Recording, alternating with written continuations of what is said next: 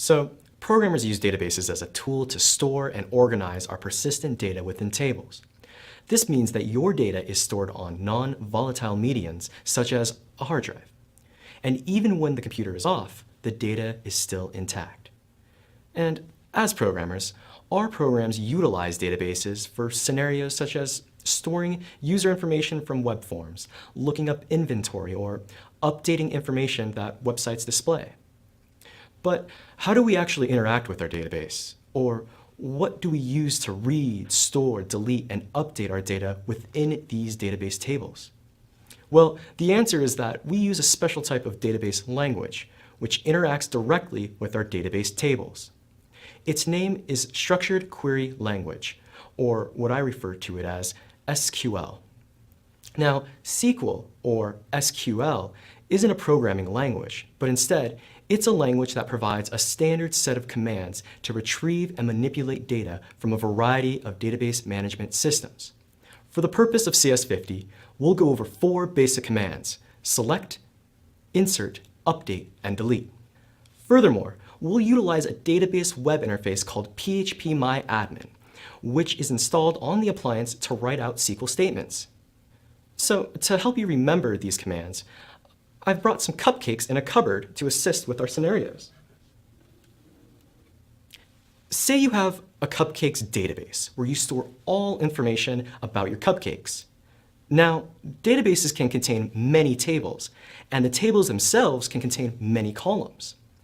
Inside our cupcakes database, we have a table called cupcake_cupboard. This table will be used to store all information about cupcakes that are, well, in your cupboard. The columns that are inside your table represent the attributes of a cupcake. For example, the cupcake cupboard's columns are cake ID, cake type, cake color, and cake is nice, which this Boolean typed column is used to determine if the cake is nice or not nice. We're going to start with writing a select statement. Select statements are used to retrieve data from a particular database table. In this scenario, we want to know everything about all cupcakes that exist in our cupboard. The syntax to do this is select space star or asterisk space from space our table, which is a cupcake cupboard or cupcake_cupboard. Let's go ahead and execute that. As we can see, these are all the cupcakes in our cupboard. It's important to note that star or asterisk is a wildcard character that denotes the gathering of all the columns of some table. Normally, we can access a specific column or columns by replacing the star with the actual column name. If we want multiple columns, but not all, we can achieve this by writing the column names delimiting each column by a comma. For example, let's only retrieve the cake ID and cake type in the cupcake_cupboard table. The syntax to do this is select space cake ID, comma, cake type, space, from our table, cupcake_cupboard. Let's go ahead and execute this. And here, we now only have the 2 columns we specified for each cupcake in our cupboard. We can also refine our query results by specifying the where clause just after the table name. For example, there appears to be a cupcake in our cupboard that is, well, not so nice looking. Let's figure out all the cupcakes in our cupboard that are, well, not so nice looking using the where clause. The syntax to do this is select space star space from space cupcake_cupboard space where space our conditional column, in this case cake is nice space equal sign and the Boolean value of false. It is important to note that if you are using strings, you must enclose it in single quotes. This is true for all strings in SQL, or in SQL database terms, variant characters known as varchar data type. In this case, we are using true or false, which is a Boolean value and not a string. Let's go ahead and execute this command. Lo and behold, it is the case that we have one chocolate, not so nice cupcake in our cupboard. Next, we're going to write an insert statement. Insert statements are used to insert or add additional rows of data into your database table. Revisiting our scenario, let's assume that we've just made a brand new cupcake. Since we are very organized cupcake eaters, we're going to have to insert this new cupcake in our cupcake_cupboard table. The syntax to do this is this. Insert space into space our table cupcake_cupboard space followed by open paren, and here we specify the column's names delimited by a comma. Cake type, comma, cake color, comma, cake is nice, close paren, space. Following this, we write the word values, space, open paren, and here we enter the value for each column respectively, also delimited by a comma.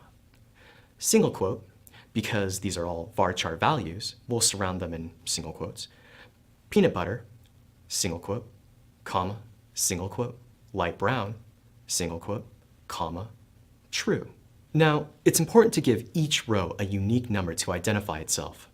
Auto-incrementing a column provides this as a no two of the same IDs can ever exist in this table. Let's go ahead and execute. There we go, all organized.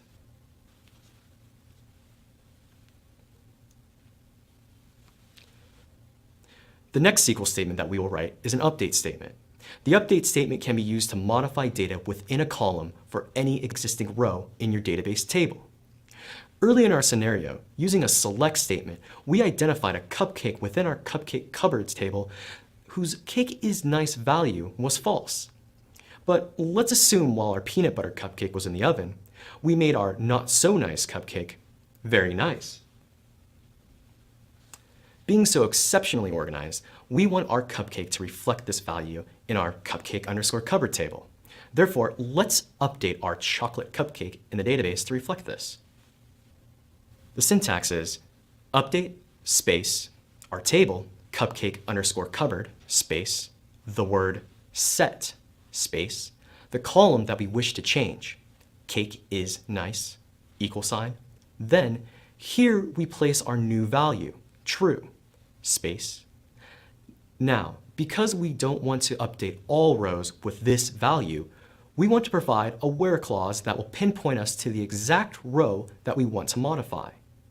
In this case, we know that there is only one cupcake that has a cake is nice value of false. Furthermore, we will also ensure that we are updating the correct row by using the AND clause. We use the AND clause to refine our query further. In this case, because we know that the cupcake is chocolate, we will use this cake type column. Where space our conditional column, cake is nice, space, equal sign, false, and space cake type equal sign single quote chocolate single quote. So putting it all together, this update statement says find all the cupcakes in our cupcake cupboard. And if there is a cupcake whose columns cake is nice contains the value false and cake type contains the value of chocolate, we want to update this specific row's cake is nice value to true. So let's go ahead and execute this statement. And now we're organized. All this talk of cupcakes has made me a bit hungry. I think I should help myself to one. But if I actually eat this cupcake, I should at least also remove its existence from our cupcake_cupboard table. To do this, we will use the delete statement. The delete statement can be used to remove all or some rows from the table. If you wish to remove some specific row from a table, then you must provide a where clause, thus specifying a column that should be unique to the row you wish to remove. This is the syntax. Delete space from space our table cupcake_cupboard space. Now, at this point, whenever you are this far in your delete statement, you want to be very careful. For example, if I were to run this query as is without providing some where clause, I would lose all the data in this cupcake_cupboard table. But because I already know that my cake IDs are unique, I'll use the red velvet cake ID for my where clause. Where space our column cake ID equals sign the number 1. Because this is an integer value, there is no need to surround it in single quotes. So let's execute the statement.